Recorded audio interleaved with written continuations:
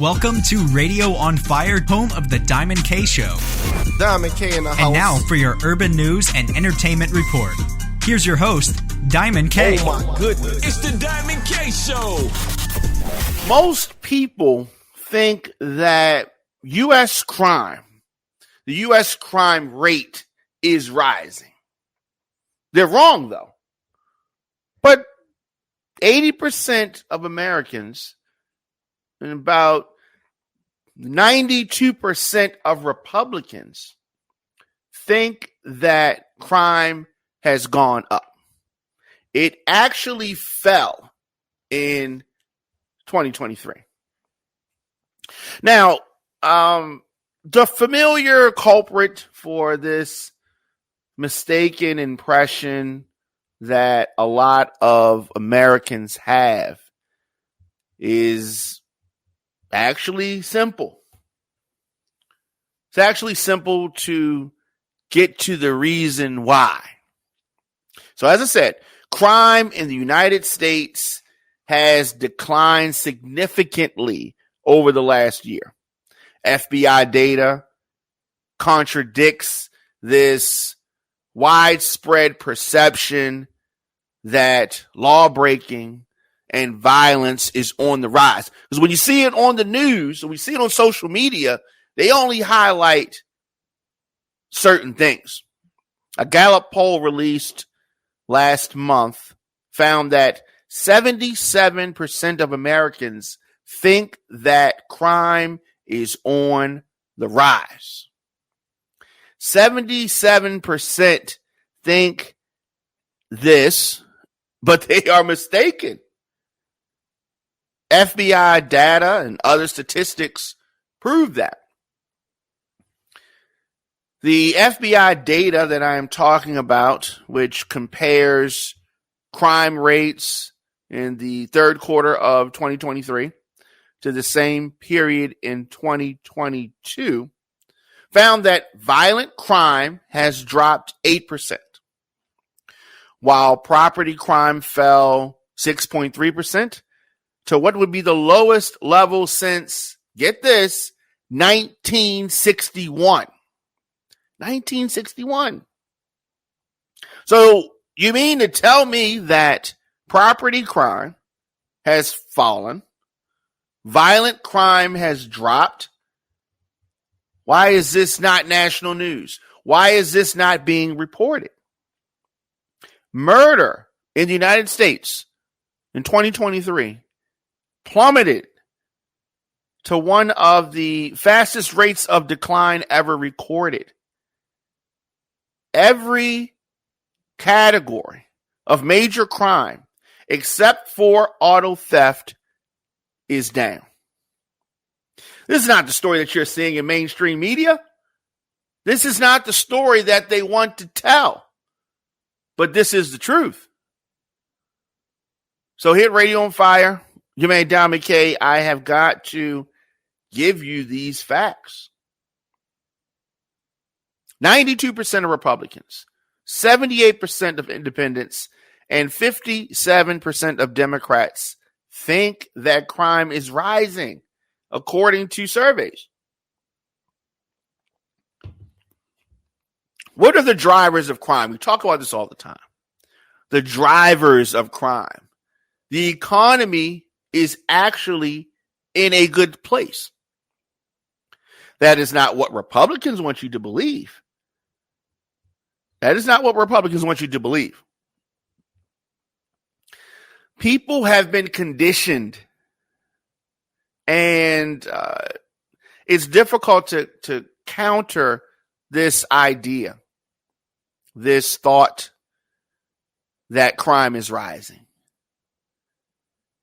It's just an overwhelming number of news stories, viral videos of people smashing and grabbing and things like that. Social media plays a big role in this, but mainstream media as well plays a big role in this. But as I said, according to annual reports covering 94% of the country, and violent crime in 2022 fell back to pre-pandemic levels, with murder dropping over 6%. So when you look at some of these big cities, what they call the Democratic-controlled cities, whatever, murder down 12%. Now, there was a rise during the pandemic because, as I said, crime is driven by the economy. Detroit. My father was born in Detroit. Detroit is on pace to have the fewest murders since well before I was born. Detroit is on pace to have the fewest murders since 1966. Now, Baltimore, my town, St. Louis, all on track to post the fewest murders that each of these cities have seen in nearly a decade.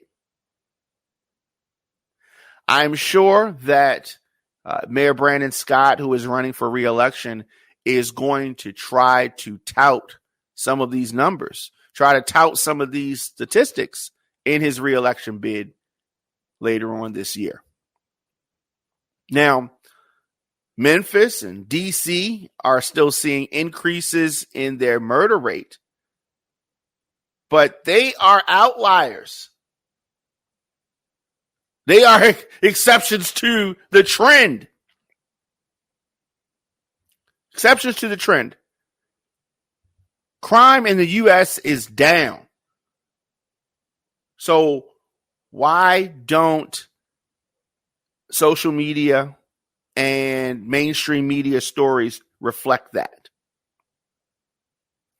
Retail theft, widely believed to have skyrocketed in some cities, and the industry says that it is at unprecedented levels. Now, the data does not necessarily support this. FBI data does not have a separate category for retail theft. It falls under larceny. Now, larceny declined overall last year, according to these numbers. FBI numbers are not the only measure of crime, though. The annual Justice Department survey of criminal victimization in 2022 found that a lot of crime goes unreported. More people reported being victims of violent crime in 2022 than in 2021. So there are a lot of factors in this. Why are Americans' perceptions about crime so different from the apparent reality? Why?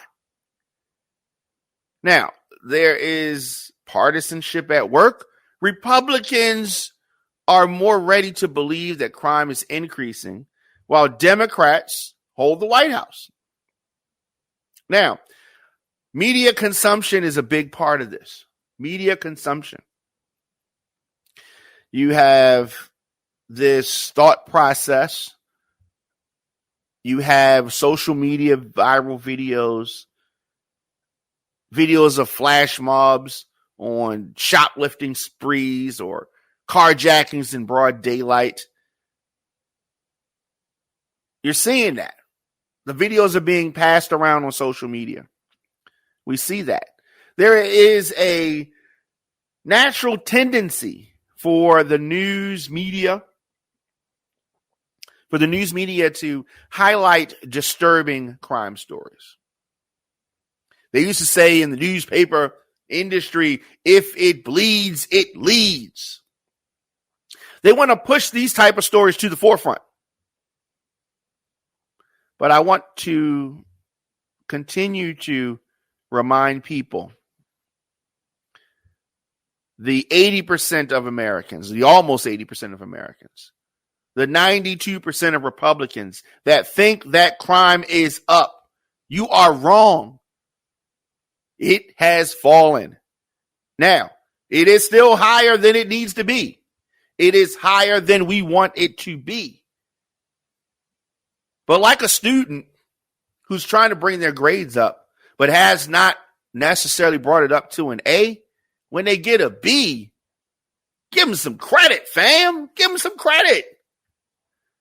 Of course, you listen to the Diamond K Show, of course, radioonfire.tv. I am here weekdays, 7 p.m. Thank you for listening. Thank you for tuning in.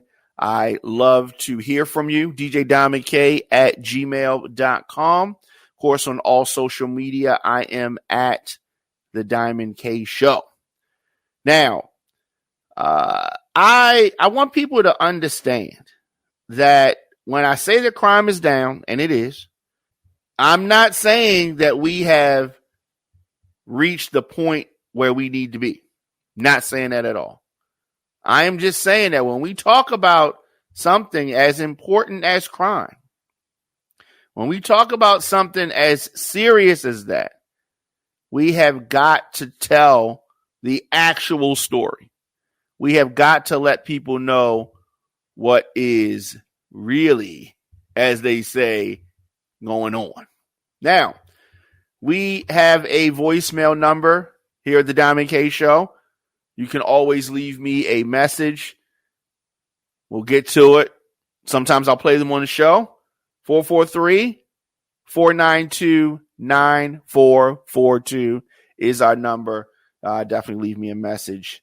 And like I said, we're going to listen to all the messages and definitely play some of those good ones on the show.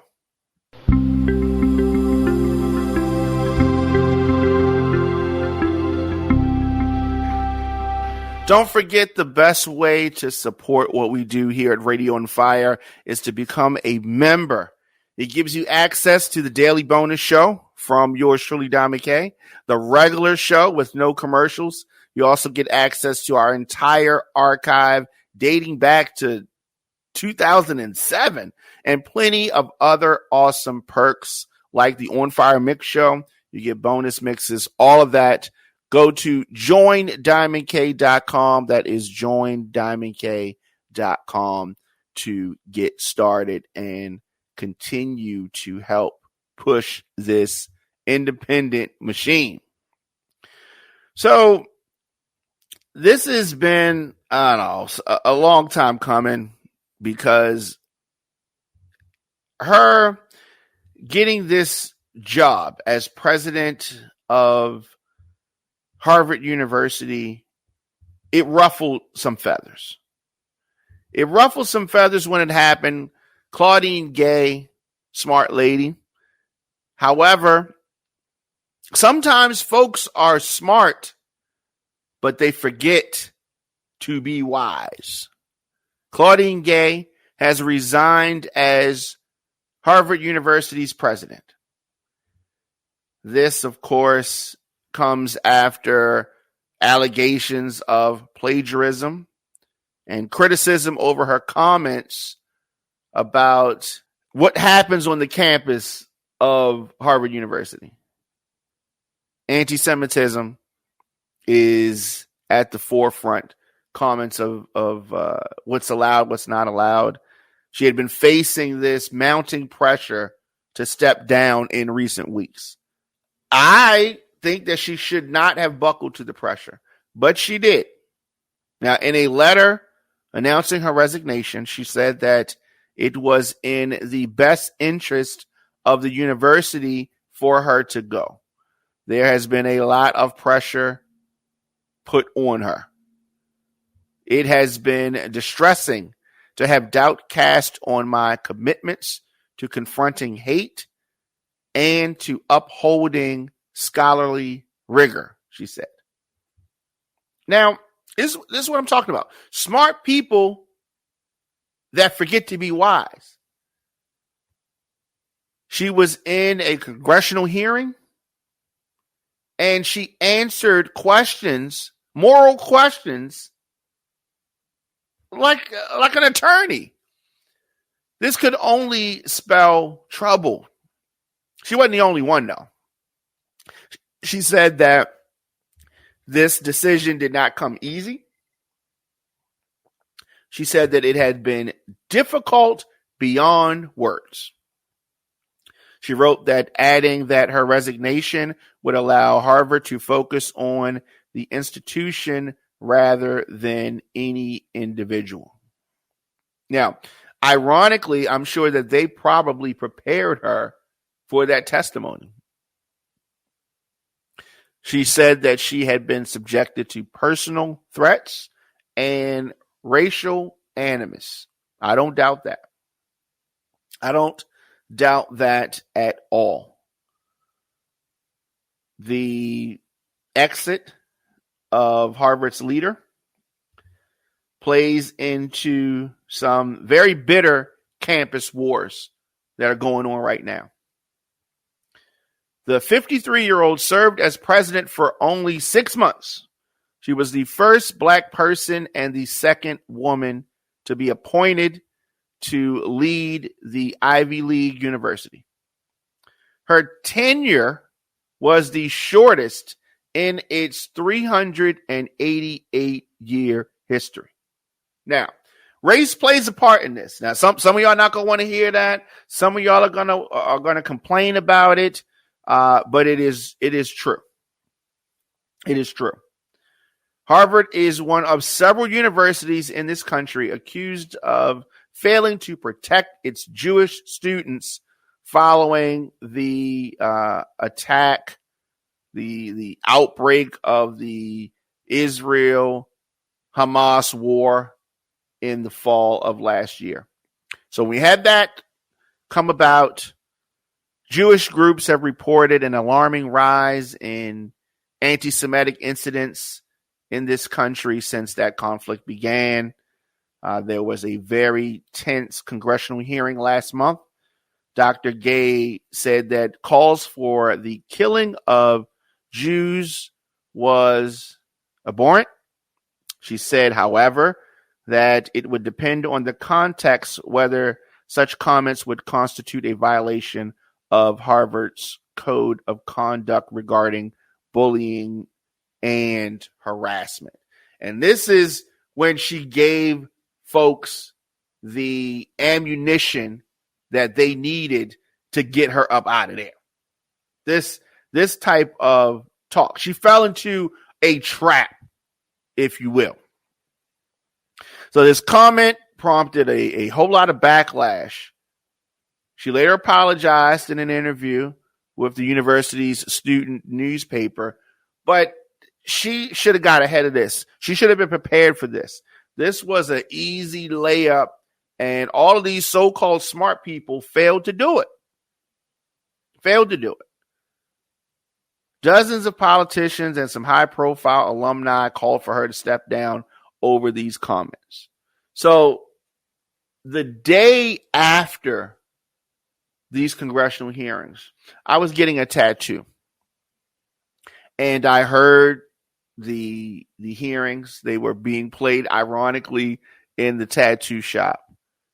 And, you know, when I heard the testimony from these so-called smart people, these educators, I said, damn, that was dumb. That was dumb. Nearly 700 staff members rallied behind her in a letter, and the university said that she would keep her job despite the controversy.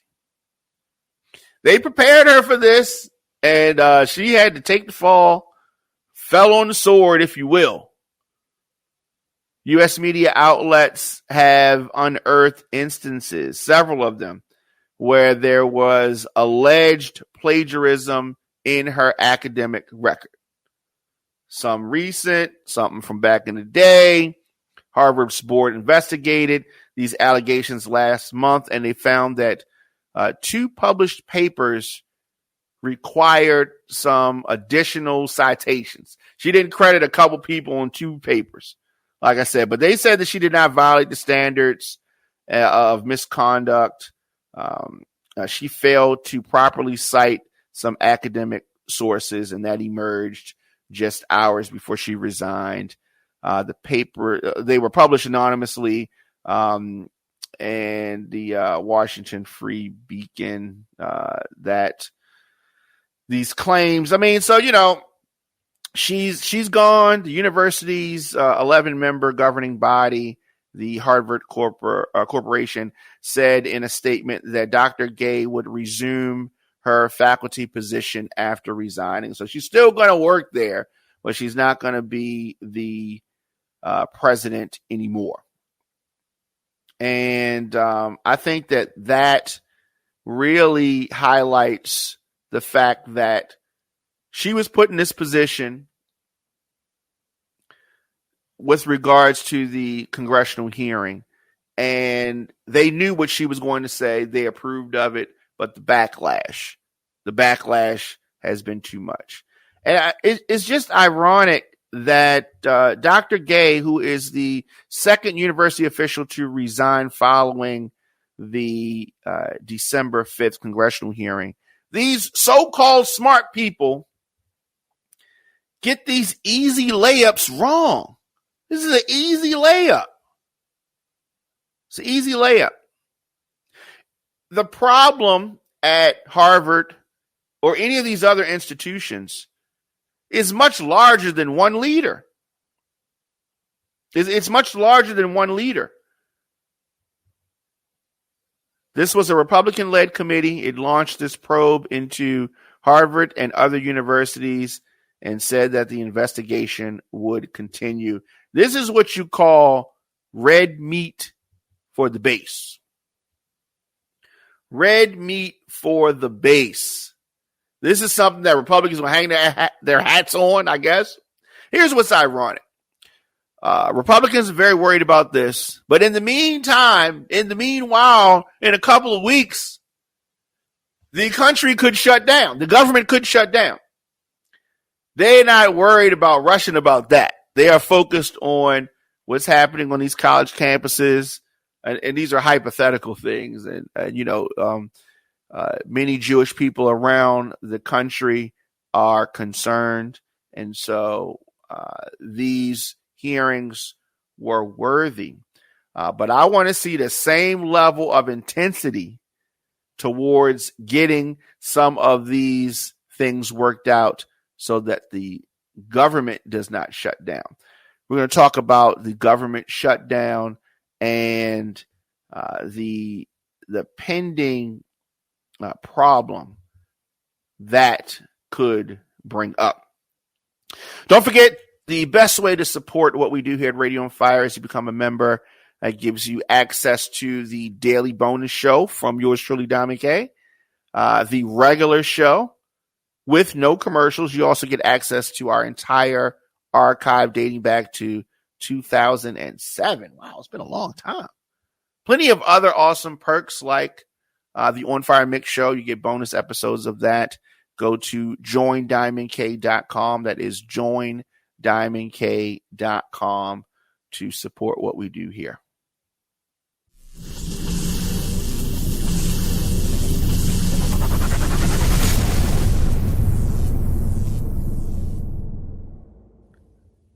Welcome back to the show. You made Diamond K in here. So, In-N-Out Burger has been ranked as the second healthiest cheeseburger in the country. Kind of interesting. It's an interesting survey that was done. Interesting analysis, shall I say. And gambling.com decided to analyze the healthiest fast food hamburgers in the country after American Heart Month raised awareness for the fight against cardiovascular disease. So the analysis looks at sugar, fat, salt, and calorie content listed at Fat Secret and MyNet. So, we're going to talk a little bit about these burgers, this analysis, and what they came up with. As I said, it's a very interesting thing that they did to look at this, and I think it's cool. So, number 10 was Wendy's. Now, Wendy's got a 4.6 health score. Number 9 is Five Guys with a 4.8 health score. McDonald's, a 5.0 health score. Number 8 for McDonald's. Number 7, Carl's Jr., which is Hardee's as well, also with a 5.0 health score, and that's at number 7. Number 6, Dairy Queen. Dairy Queen has a 5.2 health score. Number 5, Del Tacos, Del Cheeseburger. They have a health score of 5.5, and they are number 5 on this list of the healthiest fast food hamburgers in America. Number 4, Culver's Butter Burger. They have a 5.7 health score. It's number 4. And number 3 is Checkers / Rallies. They have a 6.3 health score. They're at number 3. We talked about number 2, which is In-N-Out Burger with the 8.2 health score. And what they said is the healthiest fast food hamburger in America is a Whataburger with cheese. They have an 8.4 health score. I've had a Whataburger with cheese before. It was very good. I'm not gonna front. I have not had an In-N-Out burger before, but Checkers, Rallies, I've had that burger. Culver's never had that. Del Taco never had that. Dairy Queen, I've had their burger. Hardee's had that. And of course, McDonald's, Five Guys, Wendy's, I've had those. So that's an interesting list. I definitely would like. I probably need to try some of these other burgers just to make sure that these folks know what they're talking about. And so this is an interesting job that they had to do.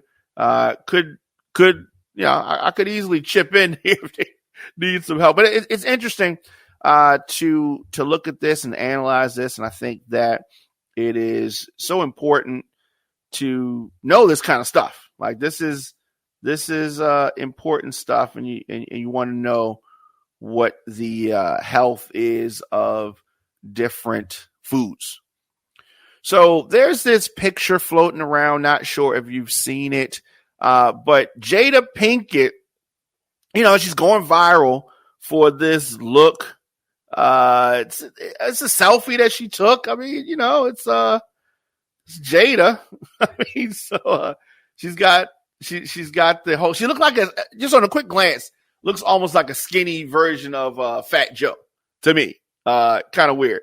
But it is what it is, and she is feeling herself. So shout out to Jada on that. I don't know. She just can't catch a break. She just can't catch a break. This story here, I always talk about this time of year when the clock strikes midnight on New Year's Eve and it goes to another year. They want to know who is the first baby born, that kind of thing. And some people celebrate with champagne coming into the new year.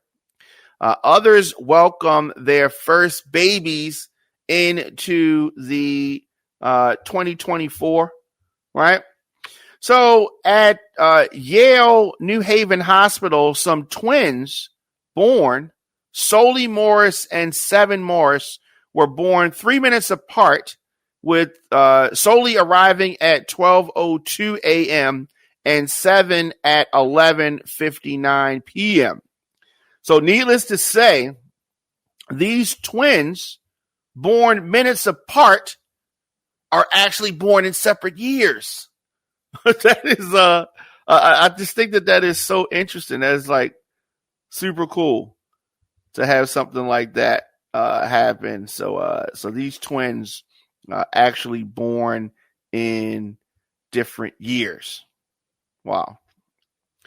Also, just talking about some things that are maddening. Some daycare workers busted for allegedly running a child fighting ring You heard me correctly. In South Carolina, 2 child care providers were taken into custody for allegedly running a child fighting ring. Can you imagine dropping your kids off and picking them up, and it's nicks and scratches, it's cuts, it's bumps, it's bruises on your child, and you're thinking, what is going on? Kids doing normal stuff that kids do. Well, Serena Caldwell, 56 years old, and Erica Jones, 27 years old, were charged with inciting at least, check this out, 14 children to fight at Kids Unlimited in South Carolina. How angry would you be at these ladies, right? Here's the thing. These ladies are being paid. These ladies are being paid, and they are fighting your kids. Unbelievable. I'm sure that many folks were upset about this, and I definitely cannot, I don't fault them for that.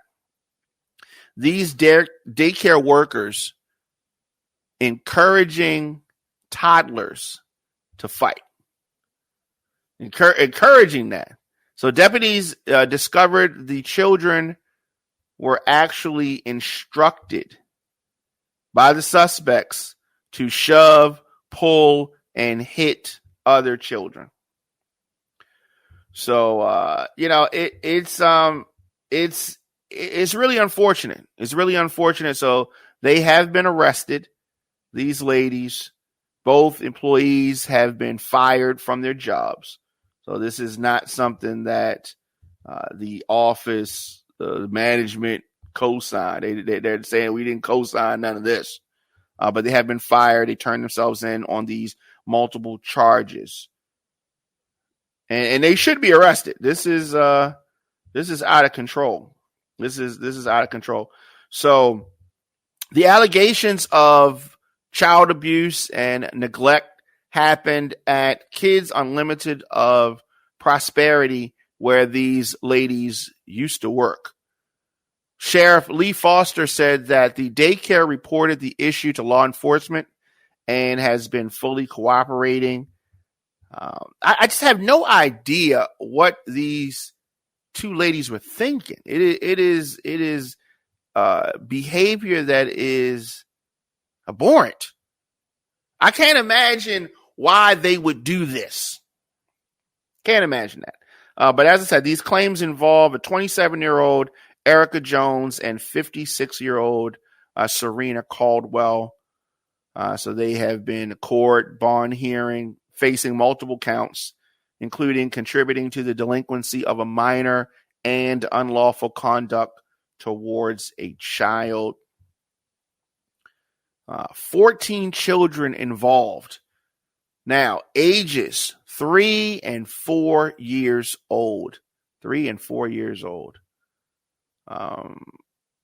It is parents of one of the victims who did not want to be identified spoke in court, saying that their child was instructed to hit another child. After he did, he was instructed to do it again. Foster said, and this is the sheriff, that while there's no serious physical injuries to the children, harm has been done. I believe that harm has been done, but thankfully no serious injury was inflicted to the children, which is probably why they were able to get away with this for a time. No serious injuries. But you don't know what impact this had on the children, internally, emotionally. Yeah, you just don't know. So these ladies, I don't know if they should go away for the rest of their life or anything like that. But definitely something needs to be done, and something will be done.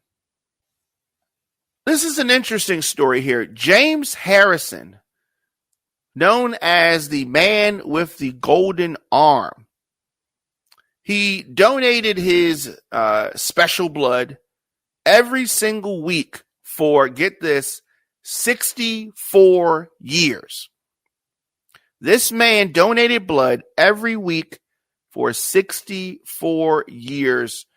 And according to the Australian Red Cross Blood Service, his actions have directly saved the lives of more than 2.4 million babies who were in need of blood.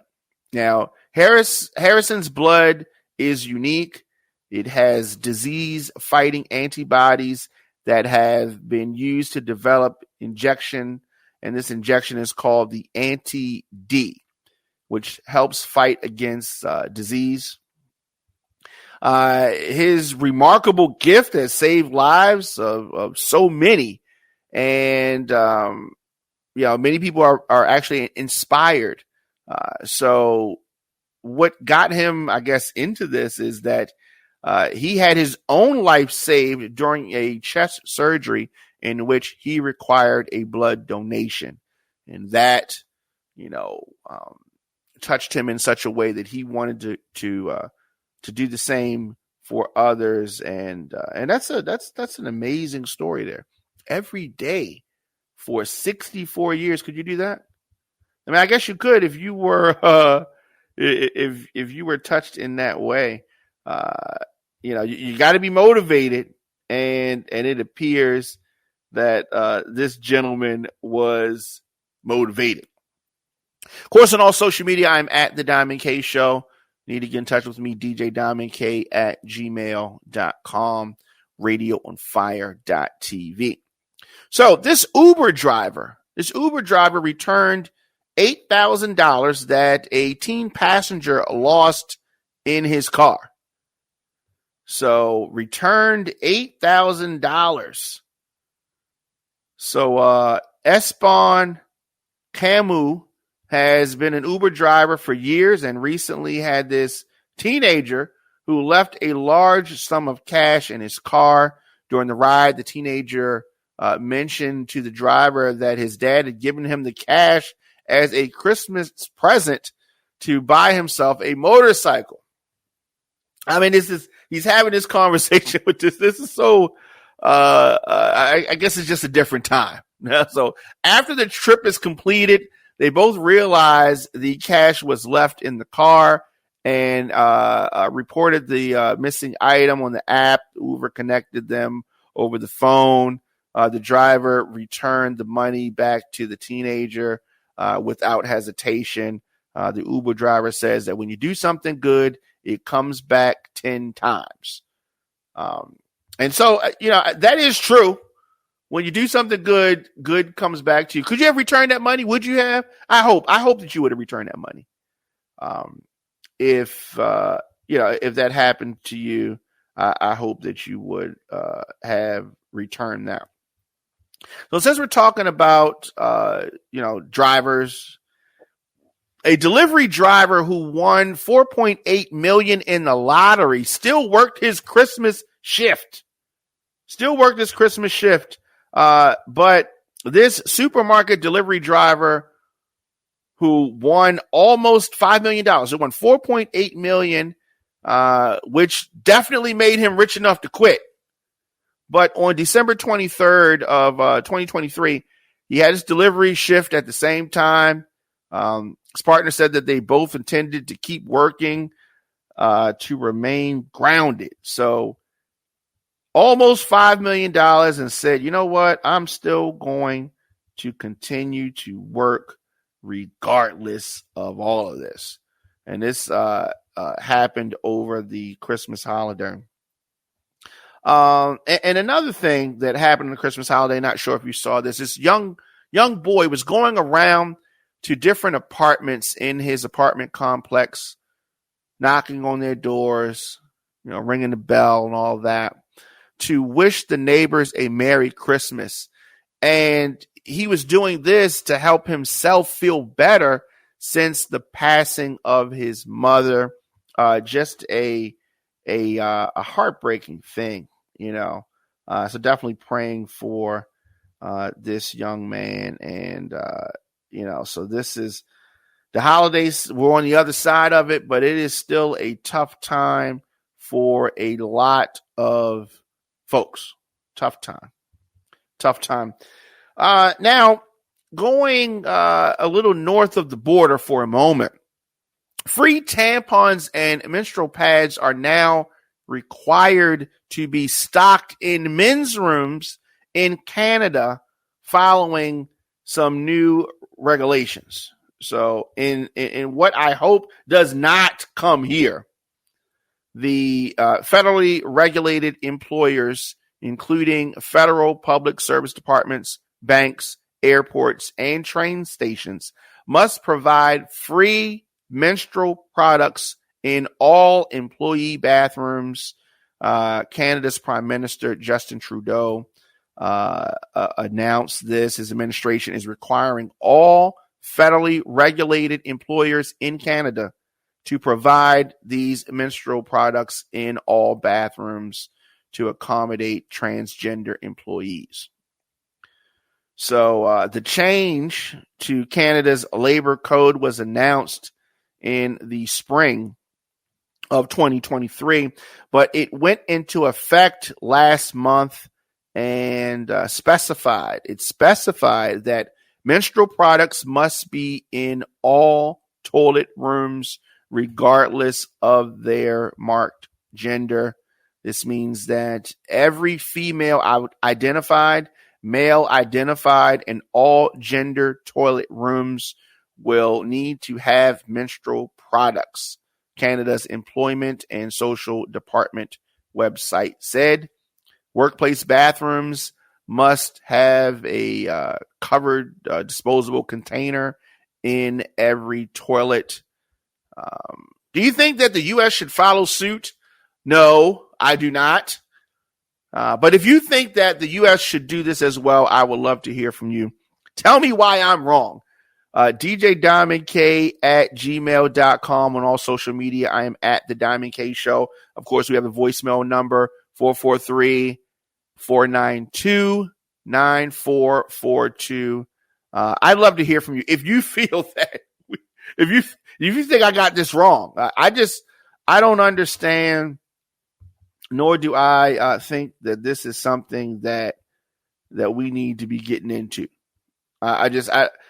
Sometimes we can take things too far. Sometimes we can take things too far. And I think this is one of those instances. In New York, a teacher says that he was fired from a Catholic school for being gay. Of course, the school refutes these claims. But this teacher says that he was fired from his job at a Catholic elementary school in New York due to his sexual orientation. And now students and parents are rallying to bring him back. Now, I don't think that anyone should be fired for something like that. I don't. And as I said, the school is refuting these claims. No one should be fired for that reason. But Michael Califano said that he was a third grade teacher at Maria Regina School in Seaford, New York. He said that he believes he lost his job because school officials found out about his sexual orientation. And he was fired, according to him, for that reason. So that is illegal, I'm sure. And in the state of New York, I'm sure that would be illegal. Students and parents are trying to get him back in school. He felt that the values he learned in Catholic school were ingrained in him, and he wanted to share that with the next generation. And to be told that that's one of the reasons why he was let go, he says, is hurtful to his heart. Said that he is a gay man, and said that photos of him kissing his boyfriend on Instagram were sent to officials at school. The school's administrators then allegedly told Califano that he had violated handbook policy of adhering to Catholic values, which he denied doing, and that they would let him go, is what was said. So if he violated the Catholic values, that is what they are. I guess that is the point of contention. They called him in, laid it out, and that was the end of it, he said. So that is interesting. The Diocese of Rockville Center, which runs the school, did not immediately respond for comment. However, the diocese did refute Califano's claims in a statement to WABC TV and News 12 in Long Island. They said that for privacy reasons, we do not comment publicly on personnel matters, but we can say that the school did not end Mr. Califano's employment over his sexuality. So clearly they have found another reason to get rid of him. Maybe it was something that he said to a student, something else. A rally was held on Friday by school parents and students requesting that Califano be reinstated into his teaching position. He wants his job back. However, I don't know. I don't see that happening. The way that the school is answering this kind of tells me that this is not going, they're not going to buckle to this pressure. They are not feeling this at all. They are not feeling this at all. And I think that is going to be that. What's he going to do? I mean, just, what is he going to do? I don't see this going his way. So last thing I wanted to talk about, this woman went viral for taking some holiday pictures with her baby father's other BM. Did you see these? Now, so she's showing her maturity. Now, a lot of people had a lot to say about it, and I thought it was so interesting because here's the thing. The ladies are dressed alike. And, the kids, so ladies are wearing white shirts and blue jeans. The kids are wearing black. And the four of them are all together. The guy's not in the shot. But they are extended family. And we're so used to hearing the kids' mothers feuding. But these ladies are mature, extended family, taking holiday pictures. Nothing more. Nothing less. I didn't see it as being such a crazy thing. But a lot of folks had a lot of interesting things to say. One thing, like I said, I did notice he's not in the picture. They left him out. Maybe he took the picture. I didn't think about that. But I think it's mature. Some folks thought it was weird, though. Some folks saying that they're sister wives at this point. But for these women like this, maybe he's still smashing both of them. Maybe I guess that's possible. It's possible that he's still smashing both of them. I thought it was cool though, because here's the thing: these kids are siblings, right? And it's about the children. They're definitely going to have memories. But I don't know. It's definitely adulthood. I'm glad to see it. I'm glad that the ladies are not feuding, right? It is a good look for their kids for the future. It's definitely some interesting memories there. And healthy relationships, super important. So, I am happy about this for this family, especially the kids, the mothers seemingly in a good place. And it is great that they all get along because, like I said, there's so many stories. We talk about it all the time, stories where kids' mothers are feuding. And this is the type of things that we need to see. I'm glad that it went viral because we need to see more things like this. We need to see more things like this and teaching the right messages for the next generation. So these two ladies that have kids by the same guy taking holiday photos together. Wow, that's real cool.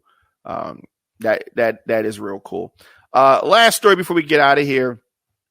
This Ohio couple, this was so crazy. This Ohio couple has the same birthday, right? So that right there is already stressful. And then they give birth to twins on their birthday. Whole family has the same birthday. I don't know if I would like that. I mean, you talk about dad getting the short end of the stick. The father's going to get the short end of the stick every birthday. But it's definitely good news that they have healthy kids and all of that. But the same birthday as wife. Everybody, you get a birthday. You get a birthday. You get a birthday. All their birthdays on the same day. Of course, the Diamond K Show on fire. -TV, radioonfire.tv, all social media at the Diamond K Show. Of course, youtube.com/djdiamondk. Don't forget the best way to support what we do here at Radio on Fire is to become a member, which gives you access to the daily bonus show from yours truly, the regular show with no commercials, and you also get access to our entire catalog, which dates back to 2007. That's how long we've been doing the Diamond K Show. Also, some other awesome perks like the On Fire Mix Show. You also get bonus mixes. Go to joindiamondk.com. That is joindiamondk.com to support the movement and all that is going on here. We have so many things planned for 2024. In addition to the fact that this is an election year, the presidential election is fast approaching. We are in that primary season. Donald Trump has asked the U.S. Supreme Court to overturn Colorado's ruling, which was barring him from being on the ballot. And this is because of the January 6th attack. The anniversary for that is going to happen over the weekend, ironically. But the former president said last week, and he asked the Supreme Court, we knew this was coming, right? But he asked the Supreme Court to overturn the ruling which banned him from being on this ballot. This is setting up a high-stakes showdown over whether a constitutional provision prohibiting those who engaged in insurrection to end his political career. Because if he is banned in Colorado, there are going to be other states that are going to do it. And while Colorado alone is not going to prohibit him from becoming president if he's the nominee, if a lot of other states do it because he engaged in insurrection, then it is, I don't know. It would be over. It would be over for the Donald. He would be in big trouble. Trump appealed this 4-3 ruling in December by the Colorado Supreme Court that marked the first time in history that Section 3 of the 14th Amendment was used to bar a presidential contender from the ballot. Now, the court found that Trump's role in the January 6, 2021 attack on the U.S. Capitol disqualified him under that clause. So the provision has been used very, very sparingly in American history. It's been used so sparingly that the Supreme Court actually never ruled on it. I know that they don't want to touch this, but we have a conservative-leaning court, the Supreme Court, 6-3 majority. So they're going to try to find a way. They don't want to touch it. but they have to. I don't see how they're going to be able to get out of this. Today's development came a day after Trump's legal team filed a appeal against this ruling by Maine's Democratic Secretary of State. And she said that Trump was ineligible to appear on that state's ballot over his role in the Capitol attack. So as you can see, they're coming out, and both the Colorado Supreme Court and the Maine Secretary of State's rulings are on hold until these appeals play out. Depending on the state, it would be the Supreme Court of that state that makes the ruling, or the Secretary of State. It just depends. States' rules differ.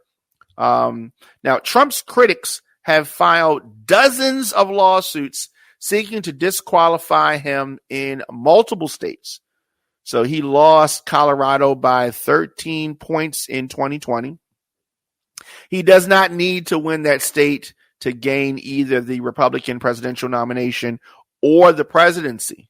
But as I said, the Colorado ruling has the potential to prompt courts or secretaries of state to remove him from the ballots in other must-win states. So this is going to be very interesting. This is going to be interesting.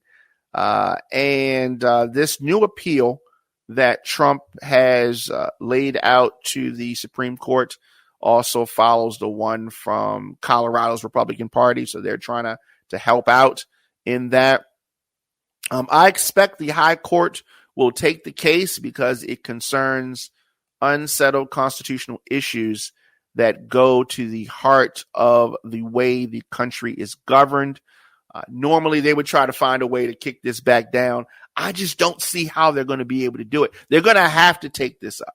Now, all of the parties to the case have urged the court to move quickly. Trump's lawyers said today that they hope that the court overturns the ruling without even hearing the argument. I think that they need to hear this argument. I'm hoping that they do. Attorneys representing Colorado's plaintiffs have urged oral arguments, but also seek a very quick schedule. They want this accelerated. They're trying to call for a resolution by next month. Colorado's primary is March the 5th. They are taking this down to the wire. To the wire. We have a primary coming up on Super Tuesday. We need answers. We definitely need answers. This is going to be interesting. So we talk about Section 3. Most people don't even think about this, but it is it's something that dates back to the Civil War. That's where it originated. Now, it kept defeated Confederates from returning to their former government positions. Now, the clause is only 2 sentences long, and it says that anyone who swore an oath to support the Constitution and then engaged in insurrection cannot hold office unless a 2/3 vote of Congress allows it. And so it's pretty straightforward. Now, its only application in the 20th century was being cited by Congress in 1919 to block the seating of a socialist who opposed the U.S. involvement in World War I and was elected to the House of Representatives. That's the only time in recent times that it has been used. In 2022, a judge used it to remove a New Mexico County commissioner from office after he was convicted of a misdemeanor for entering the U.S. Capitol on January the 6th. So it was used at that time. Liberal groups sued to block a Republican and Madison Cawthorn and Marjorie Taylor Greene from running for re-election because of their roles on January 6th. Cawthorn's case became moot when he lost in his election, and judge ruled to keep Marjorie Taylor Greene on the ballot. So there's a lot going on there. The Biden administration has noted that the president has no role in this litigation. So the court intends to hear the appeal, I'm sure. But there's a lot that's going on with that. So we're going to definitely follow that and report on it as it happens. As I said, the Diamond K Show, 6 p.m. right here. Anywhere you get your podcast, just search the Diamond K Show. And I will be back here tomorrow, radioonfire.tv, youtube.com/djdiamondk. Anywhere you get social media posts, just check out at the Diamond K Show. And I am right there. As I said, don't forget the best way to support what we do here at Radio on Fire is to become a member. It gives you access to the daily bonus show from yours truly, the regular show with no commercials. You also get access to our entire catalog dating back to 2007. Yes, been in the game that long. And also some other awesome perks like the On Fire Mix Show, bonus mixes. Join diamondk.com. Join diamondk.com. I will see you guys tomorrow.